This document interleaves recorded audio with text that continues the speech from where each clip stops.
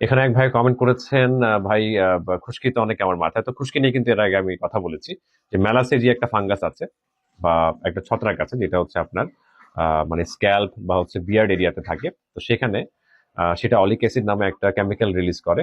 তো ওইটার কারণে আসলে আমাদের ওই যে ফ্ল্যাক্স উঠে দেন হচ্ছে খুশকি সমস্যাটা কম বেশি হয়। তো এটার প্রধান খাবার হচ্ছে তেল।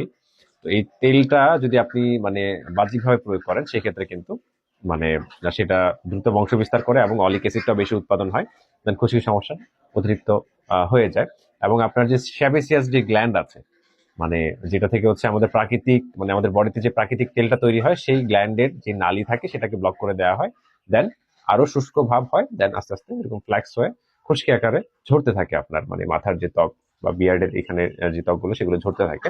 ওই অবস্থাটাই হচ্ছে খুশকি। তো এখন এটাকে কি একবার নির্মূল করা সম্ভব? না, একবারে আপনি নির্মূল করতে পারবেন না কোনোভাবেই। কারণ আহ, এই ফাঙ্গাসটা কম বেশি সবার বডিতেই থাকে, মানে এই এরিয়াগুলোতে থাকে, স্ক্যাল্প আর বিয়ার্ড এরিয়াতে। তো এটাকে নিয়ন্ত্রণে রাখা সম্ভব, ঠিক আছে। আপনি অ্যান্টি ড্যান্ড্রাফ কোনো শ্যাম্পু ট্রাই করতে পারেন। আর দেখা যায় কিটোকোনাজল টাইপের কিছু শ্যাম্পু পাওয়া যায় বাজারে। তো সেগুলোর মধ্যে আসলে সিলিকন, প্যারাবেন, দেন আপনার দেখা যায় সালফার নামে কিছু রাসায়নিক থাকে।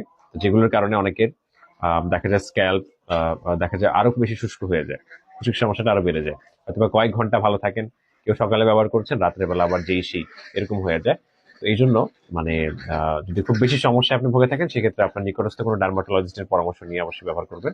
আদারওয়াইজ আপনি শিকাকাই, রিঠা, তার পাশাপাশি আমলকির যেই প্রাকৃতিক শ্যাম্পু মানে আছে সেটা আপনি ব্যবহার করতে পারেন। সেটা ব্যবহার করাটাই সেফ, কারণ এটার মধ্যে ক্ষতিকর কোনো কেমিক্যাল থাকে না, একদম হোমমেড। আর দেখা যায় ইনস্ট্যান্ট ব্যবহার করতে হয়, দ্যাটস ওয়াই কোনো প্রকার প্রিজারভেটিভের প্রয়োজন হয় না। তো সেটা আসলে ভালো। এখানে আমাদের টিম এটা নিয়ে কাজ করছে অনেকদিন যাবত। আর ভেষজগুলা বা ফর্মুলাটা আপনাদের সামনে উন্মুক্ত করাই, আপনারা চাইলে মানে যারা হচ্ছে এরকম ভেষজ বিক্রি করে তাদের কাছ থেকে এগুলো নিয়ে করতে পারেন, বা আমাদের টিমের মাধ্যমে কিন্তু আপনারা এগুলো সংগ্রহ করতে পারেন। তো রেগুলার যদি আপনারা এটা কন্টিনিউ করেন সেক্ষেত্রে কিন্তু মানে খুশকি বা সেবোরিক ডার্মাটাইটিসের যে সমস্যাটা সেটা থেকে মানে অধিকাংশ মানে মানুষ হচ্ছে মানে পরিত্রাণ পেয়েছে আমাদের দেখা মতে। তো যদি এটা আপনি পরিষ্কার রাখেন সবসময়, মেলাসেজিয়াটা দেখা যায় ওইভাবে আর বংশ বিস্তার করতে পারেন। কারণ এই যে রিঠার মধ্যে আপনার সাপোনিন আছে, পাশাপাশি শিকাকায়ের মধ্যে এরকম কন্ডিশনিং কিছু ব্যাপার আছে।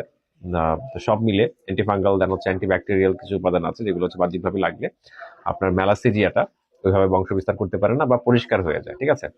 আবার 3-4 দিন পরে আবার এটা যদিও জমে যায়, তো এটাকে এভাবেই কন্ট্রোলে রাখতে হবে, এছাড়া আপনি খুশকি থেকে কোনোভাবেই বাঁচতে পারবেন না ভাই, ঠিক আছে। তো এই হচ্ছে একটা ন্যাচারাল একটা পন্থা, এটা অ্যাপ্লাই করে দেখতে পারেন।